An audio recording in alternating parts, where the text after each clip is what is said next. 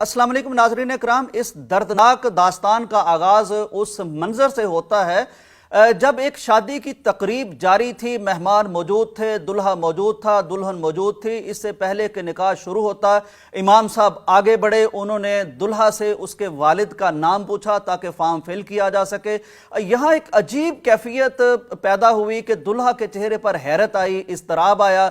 उसने अचानक कहा कि दरअसल मुझे अपने वालिद के नाम का पता नहीं और मैंने ज़िंदगी में कभी अपनी वालदा से अपने वालिद का नाम ना सुना है, ना मुझे पूछने का ख्याल आया है। मुझे 2 मिनट दीजिए, अभी मैं घर में जाता हूं और जाके अपनी वालदा से अपने वालिद का नाम पूछता हूं। अब लोग बड़े हैरान थे कि इस तरह का मामला कभी किसी शादी में पेश नहीं आता कि एक शख्स को अपने वालिद का नाम ही मालूम ना हो। बहरहाल वो जब एंटर हुआ, ख्वातीन के अंदर उसकी वालदा बैठी थी, उसने जाके पूछा कि अम्मी जान मेरे वालिद साहब का नाम क्या है।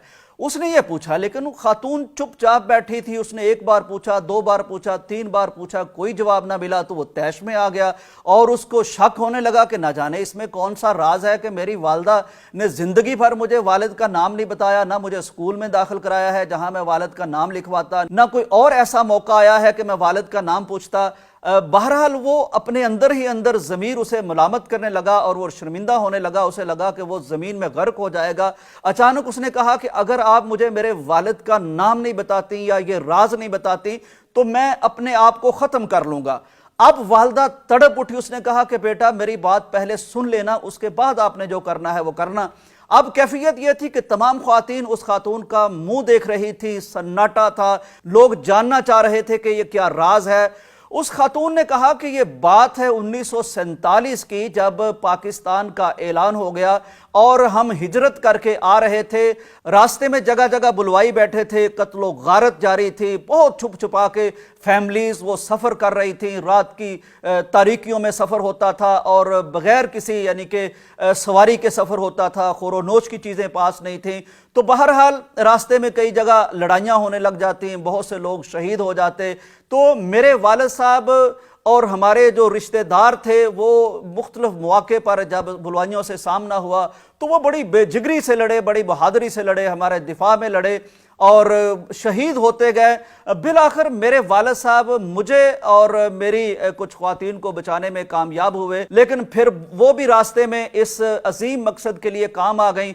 मैं और मेरे वालिद साहब रात को छुप छुप के सफ़र करते थे, रास्तों का पता नहीं था और मालूम नहीं था, जो कोई सुना था थोड़ा बहुत उसके मुताबिक अंदाज़ों से हम सफ़र जारी रखते थे। एक दिन मैं ऐसे मुकाम से गुजरी जहां मुझे एक बच्चे के रोने की आवाज़ आई। जब मैं उस सिमत बढ़ी तो मैंने देखा कि लाशें ही लाशें हैं, बच्चियों की लाशें, ख्वातीन की लाशें, मर्दों की लाशें, कोई जिंदा रूह मुझे वहां नजर नहीं आई सिवाय एक बच्चे के। मैंने उस बच्चे को उठा लिया और उसके साथ गिरती पड़ती जैसे भी हो सका मैं सरहद पार कर आई। फिर मैं मुहाजिर कैंपों में गई, मैंने उस बच्चे को तलाश किया कि कोई उसकी फैमिली मिल जाए, कोई उसका रिश्तेदार मिल जाए, कोई नहीं मिला। मेरी भी उम्र कम थी, लेकिन मैंने फिर सोचा कि ये बच्चा कुदरत ने मुझे दिया है, मैं इस बच्चे को पालूंगी।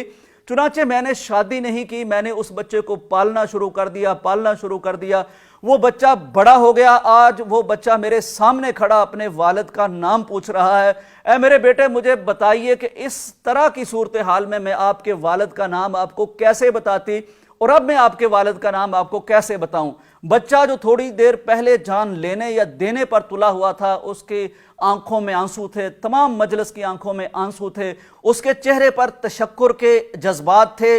नाज़रीन इकराम, आज जब आप यौम आज़ादी मनाएं, जब झंडियां लगाएं, तो ज़रूर अपने बच्चों को ये कहानी भी सुनाएं ताकि उन्हें अंदाज़ा हो सके कि ये पाकिस्तान जब हमने हासिल किया था तो कितने प्यारे खोए थे, कितनी प्यारी जानें खोई थी, कितनी इज्जतें हमें कुर्बान करना पड़ी थी, कितने गबरू जवान हमने लुटाए थे, कितनी नस्लें और फसलें काम आई थी, और ताकि हमें अंदाज़ा हो सके कि ये पाकिस्तान कितना अजीम है और इसके लिए जो जानें गई वो कितनी अजीम थी। अल्लाह ताला हमें इस पाकिस्तान को समझने की तौफीक अता फरमाए और अल्लाह तबारक व तआला हमें इस पाकिस्तान की कदर करते हुए इसे उस मकसद के लिए इस्तेमाल करने की तौफीक अता फरमाए जिस मकसद के लिए हमारे वालिदैन ने इतनी बड़ी कुर्बानियां दी थी, इतना इसार से काम लिया था। इजाज़त दीजिए, अल्लाह हाफिज़।